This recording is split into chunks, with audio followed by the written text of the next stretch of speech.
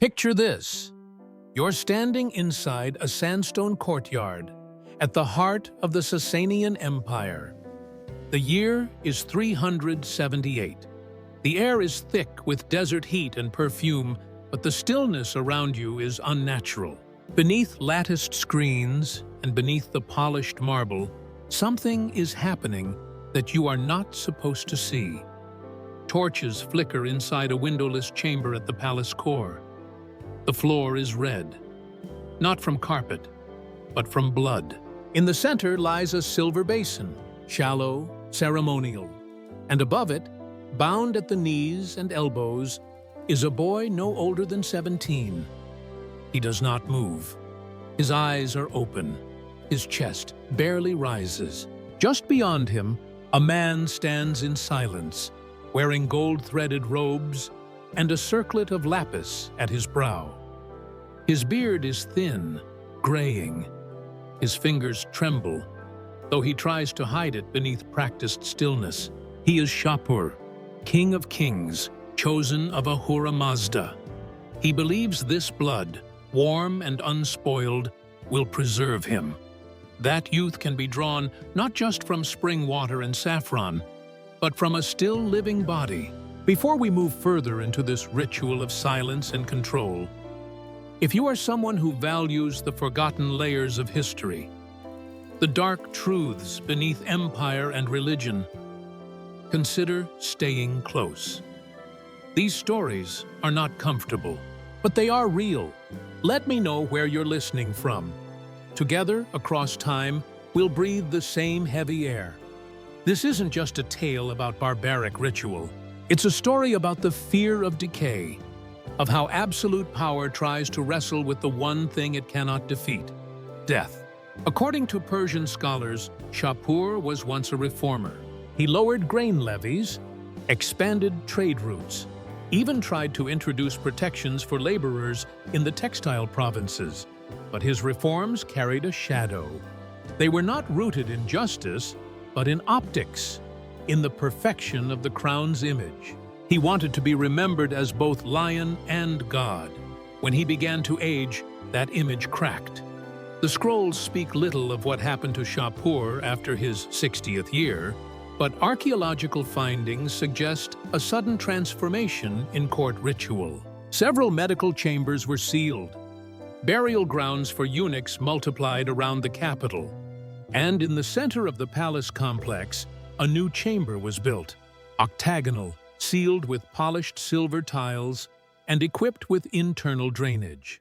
It was Ardashir, one of the king's most trusted servants, who first witnessed what happened inside. He had served since boyhood. Born of a concubine and a merchant's son, he had been given over to the royal house in exchange for debt forgiveness. Castrated before adolescence, educated within the whispering stone halls of the temple school, he had learned to walk without sound and wait without expression. Shapur saw in him the perfect attendant. Quiet, clean, lacking threat or desire. And so, when the king's decline began, when his skin sagged, when his limbs trembled, when his nights were sleepless, it was Ardashir who remained at his side, silent, devoted, watching. At first it was herbs, then oils, then the milk of wild mares mixed with saffron, then wine infused with bits of crushed coral and pearls. Nothing helped. The king's bones ached. His hands would not hold the stylus. His teeth began to blacken. Then came the doctrine. It arrived from a temple priest, a whisper traced through Zoroastrian texts, that the essence of the soul resides in blood, not corrupted by lust or ambition. That eunuchs, being free of passion, held the purest essence of all. According to some scholars, this belief was not widely accepted. But in a court ruled by fear and divine command, acceptance did not matter. Ritual became law, and law became silence. The first offering was framed as a sacrifice, a holy gift, but the selection was quiet. No families consulted, no names recorded. The boy was taken before dawn. He did not return. When the king emerged later that day, those present claimed his eyes were brighter, that he stood taller, that he smiled. Whether any of it was true is irrelevant. The story had begun, and Ardashir, though he said nothing, began to understand that survival required more than obedience. It would require invisibility. The basin was emptied before sunrise. Slaves scrubbed the floor in silence. No words were exchanged. Nothing written. The boy's body, wrapped in linen and covered with rose ash, was taken to the lower necropolis and buried without markers. Within hours, the room had been relit and sanctified. By noon, another had been chosen. Experts believe the chamber was designed with acoustics in mind, that its octagonal shape muffled sound while keeping the air moving evenly. This was not an accident. According to architectural historians, spaces used for royal purification rites often blurred the line between religious function and personal theater. But in this case, the performance had no audience. There were only two roles, the aging king and the sacrificed. Over the next few months, it became routine. The selected youths were always under 20, always eunuchs, always drawn from the lowest echelons of the palace, scribes, apprentices, singers, pages. The criteria were unspoken but clear, silent, unremarkable, untouched by court scandal. Their disappearances were never questioned. Official records listed them as reassigned or ill. Some were simply erased. It was Ardashir who prepared them. He was the one who entered their chambers in the blue hours before dawn, touched their shoulders gently, and told them to rise. His voice, when he used it, was low and kind. His hands were steady, and he never lied. He never told them they would return. He never promised it would be painless. He only said, "It is time." For many, he was the last face they saw. What is the cost of becoming the instrument of another's madness? Ardashir did not resist. He did not run. He did not plead with the king nor hide the boys. He did as he was told. He ensured the process remained clean, sacred, efficient. And in doing so, he became a ghost to himself. Mehroun, the royal physician, watched from further away. He was not a priest, nor a true believer. He had been trained in Alexandria, a man of science, method, record-keeping. He had written once on surgical remedies for scorpion sting. He had measured lung capacity using bellows and parchment. But none of that mattered now. His role had shifted. He was no longer a healer. He had become something else. He did not perform the bloodletting, but he oversaw it, calculated it, measured the volumes, tracked the effects. He observed the king's eyes for brightness, his pulse for strength. It became clear to him, after the fourth or fifth sacrifice, that nothing was changing. The king was not rejuvenated. His decline merely slowed, or perhaps the illusion deepened. And still Mehroun said nothing. He began to drink at night, not for pleasure, but to dull the clarity. He tore pages from his own notebooks, burned them, erased measurements. But he remained. Like Ardashir, he found himself caught in a web where resistance was not punished. It was simply made invisible. It is easy to judge these men from the safety of distance. But history, as one scholar writes, is not a ledger of heroes and villains. It is a map of compromises, of men who chose silence because they knew the walls had ears, of men who lit the torches that illuminated the basin, but never looked directly into it. And Shapur? He began to sleep again. He ate more. His voice regained a fragment of its old resonance. He walked the garden once more, slowly, with 2 guards on either side, and when courtiers bowed, he met their eyes. This was not health, it was triumph. He believed he had broken the body's rebellion, But the rebellion was only beginning, and it would come not from warriors or priests or foreign empires. It would come from inside the palace, from hands that trembled, from voices that did not speak, from those who had watched too long. By the time the seventh eunuch was led into the ritual chamber, Ardashir's steps no longer faltered. He had learned which corridors echoed, which doors needed a second push, which boys might try to resist, not by screaming, but by hesitation, by turning their faces toward the rising sun as if hoping it might hold them back. He no longer met their eyes. He had become what the king needed most, not a man, but a function, a hand that did not shake, a presence that did not question.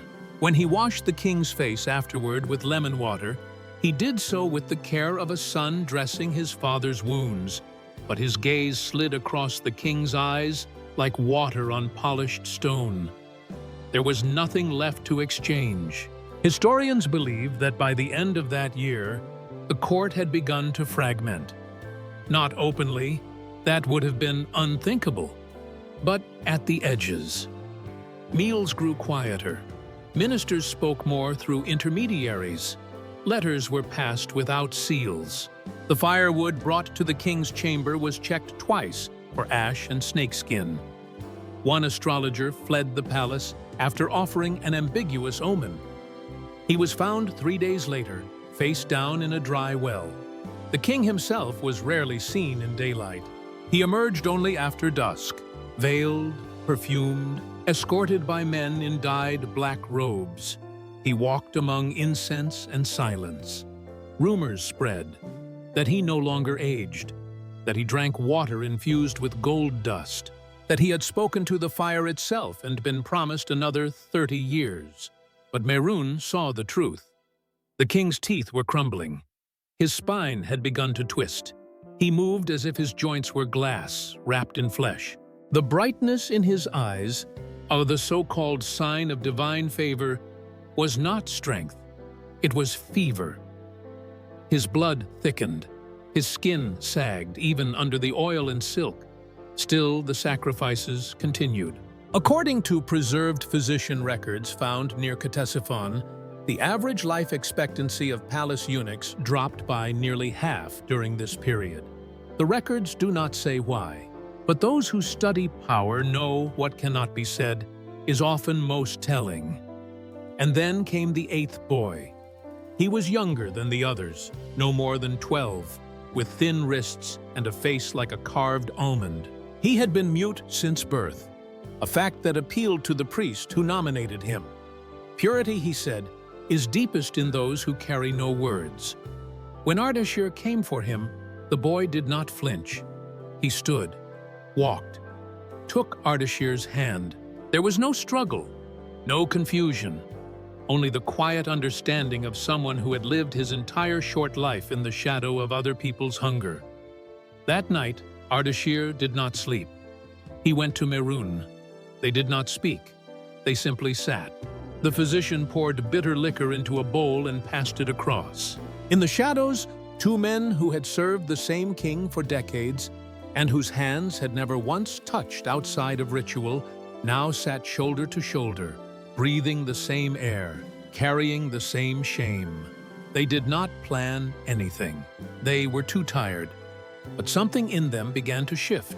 Not rebellion, not clarity, something simpler. A refusal.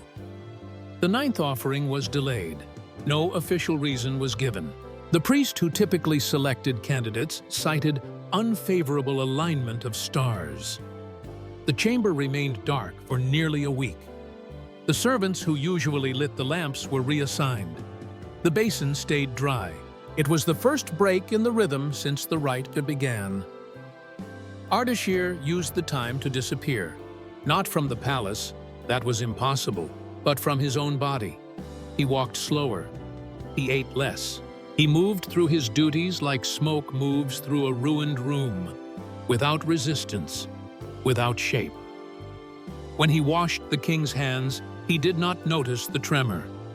When he knelt to refill the incense burner, he no longer held his breath. He had become a shadow within a ritual that was starting to hollow itself out. Merun, meanwhile, began recording again. Not in official ledgers, those had long been reduced to fabrications and fables, but in scraps of papyrus hidden inside his satchel. He wrote without dates, without names, just observations, flesh tone, pupil dilation, time to unconsciousness. He noted changes in the king's skin, dryness, yellowing at the temples. He tracked the appearance of sores beneath the robes. He saw a man in the final stages of collapse, and still, no one spoke of stopping, because it had become sacred. That's how it happens. At a certain point, violence ritualizes itself. It gathers inertia. The right no longer needs a reason. It becomes its own justification. What began as desperation calcifies into belief, not because it works, but because it must. The 9th boy was brought in the following week, older, nearly a man. His eyes were sharp, alert.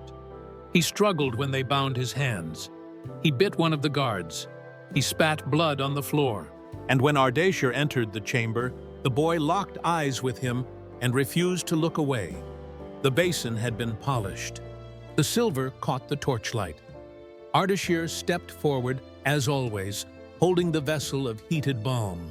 He froze. The boy's chest rose and fell in uneven bursts. His lip bled. He was panting, not with fear, but rage. And something in Ardashir broke. The balm slipped from his hand. It shattered. Ceramic shards scattering across the stone floor, steam curling into the air. The sound rang out like a struck bell. Guards stepped forward. The priest barked something, but Ardashir did not move. He looked at the king, not at his feet, not at his hands, but directly into the hollowed eyes of a man who had drunk too much silence. The room paused. Shapur blinked. His mouth moved, but no words came. According to one of Merun's later notes, this was the exact moment the physician stepped forward. He placed himself between the king and the boy. He did not draw a blade. He did not raise a hand. He only said, softly, clearly, "No more." We do not know what was said next, but the ritual chamber was sealed that night, and it was never opened again. The palace did not react immediately. There were no arrests, no punishments, no proclamations of betrayal.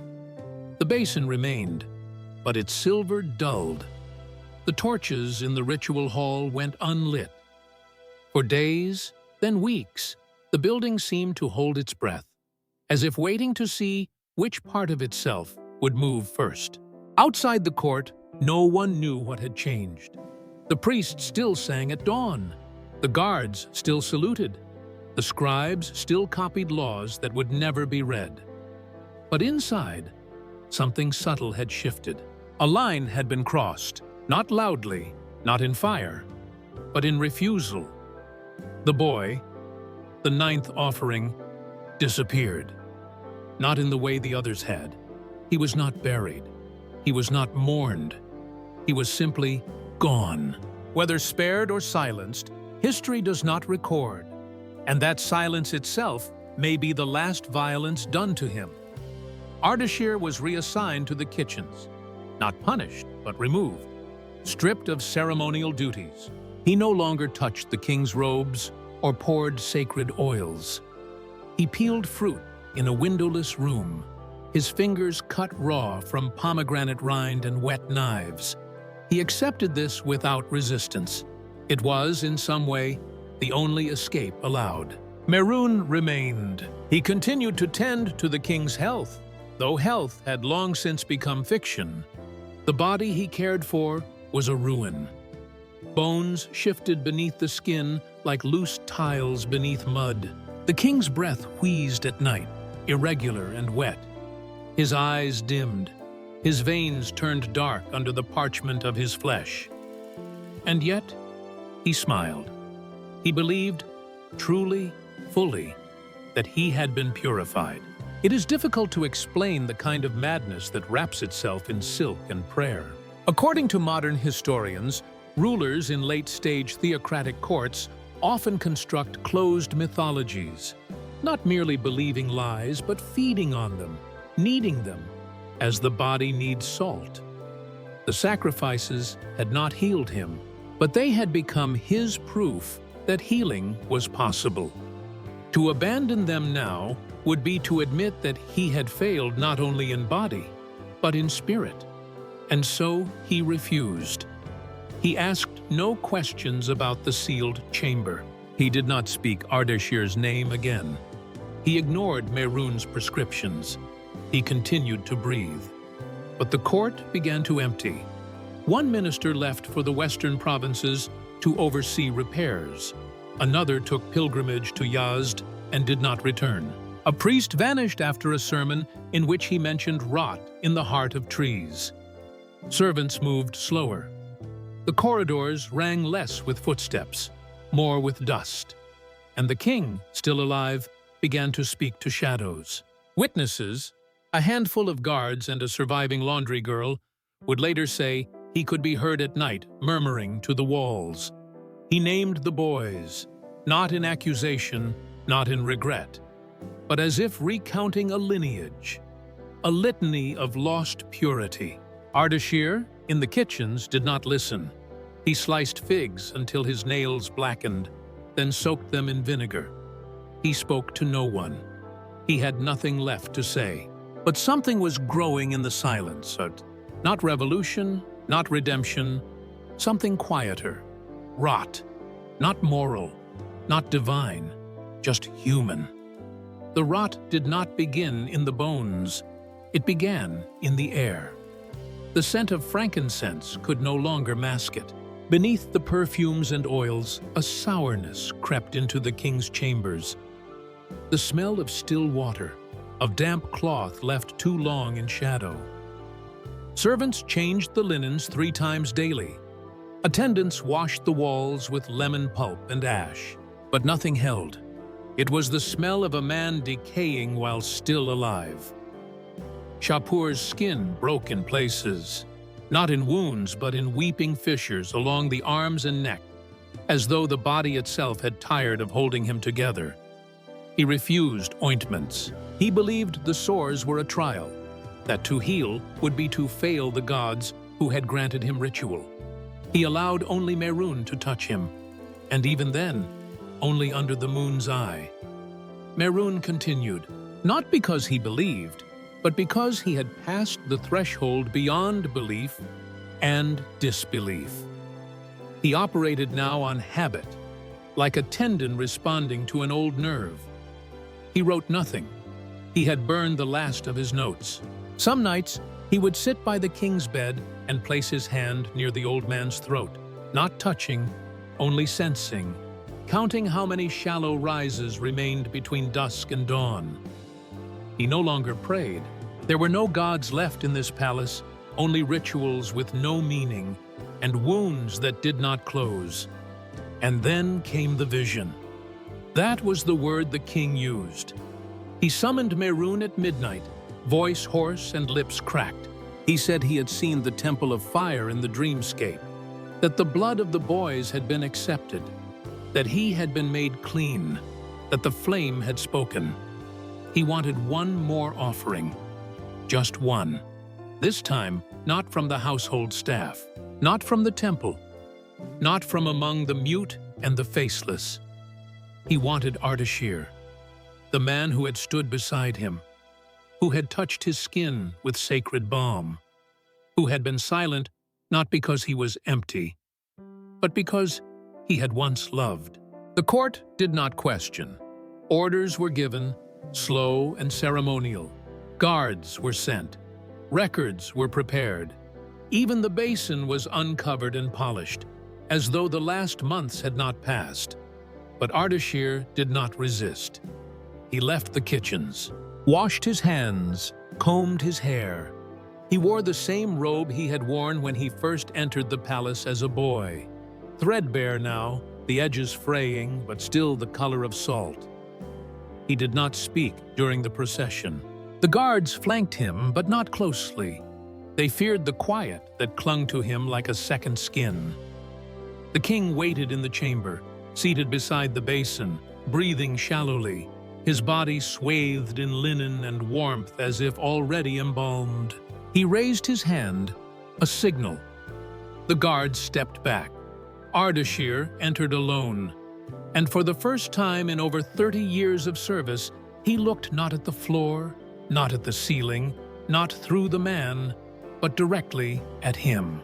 The two of them stood still, one on the edge of the grave, the other already inside it. No one knows what passed between them in that final moment. There were no witnesses, no scribes, no surviving notes. Only the sound of metal falling, and a scream, not of pain, but something stranger. A sound like the collapse of belief. They found the king on the stone floor. The basin had tipped. The silver rim was dented. No blood was spilled. Ardashir was gone. The guards searched the palace, every chamber, every corridor. They lifted floor slats and emptied grain sacks. They questioned cooks and courtiers, beat servants and scribes. But no one had seen him leave. No one had seen him fall. It was as if he had vanished into the stone itself. What the king said in the hours that followed has not been preserved. Only that he spoke, and would not stop. He called for Ardashir by name, again and again, louder each time, until his voice cracked and his chest rattled with each breath. He wept, but not like a man mourning a servant, like a man mourning a mirror, a reflection that had refused to stay still. Within 3 days, his eyes filmed over. He could no longer see. His joints locked. The priests brought warmed wine and whispered verses, but he lashed out, striking the nearest attendant with enough force to break bone. He accused them all of betrayal, of cowardice, of impurity. Then he fell silent. He died that night, or the next. Reports differ. Some say it was just past midnight. Others claim he had already been dead for a day, but no one dared check. The rituals that followed were hurried. His body was wrapped in layers of silk and rosewater cloth. His coffin was carved from cedar and lined with lapis. A ceremony was held, brief, forced. The court recited the names of his victories, not his rights. No mention was made of the chamber or the boys or the basin. The chamber was sealed, not with prayer, but with iron. Merun disappeared soon after. Some say he took poison, others that he crossed the Tigris and entered the desert, seeking the monastery at the edge of the salt plains. One record, found centuries later in a ruined outpost, includes a passage written in his hand, or something believed to be his hand. I did not heal. I witnessed. That, the true sickness. But like so many truths, that record has been questioned. Perhaps he wrote it. Perhaps not. The only thing we know for certain is that by the end of that year, the court had changed. The rites were abandoned. The priesthood reshuffled. A new king was crowned, younger, softer in tone, less obsessed with immortality. But the palace never fully recovered. The silver chamber remained sealed. No one entered. No one tried. Not because they forgot, but because they remembered too well. The story of Shapur II and the blood rites is rarely taught. You will not find it in most textbooks. It exists only in fragments, a line in a scroll here, a footnote in a court ledger there, the scarred corner of a burial register. Most references do not name the boys. Some do not even confirm the chamber. It was written over, like so many violences that do not serve the myths of empires. But historians, the quiet ones, remember. They speak not of monsters, but of patterns, of how fear becomes law, how loneliness becomes religion, how men who cannot bear their own mortality will destroy others to feel eternal. Shapur was not the first. He was not the last. The basin, they say, still exists, buried beneath layers of stone and ash, somewhere near the heart of what was once a capital. Its surface is tarnished, the silver flaking, but it holds no blood now, only memory. And in that memory the boys breathe still. So when we tell stories like these, it is not to condemn alone. It is to remind that beneath every crown lies a man, and beneath every myth, a wound.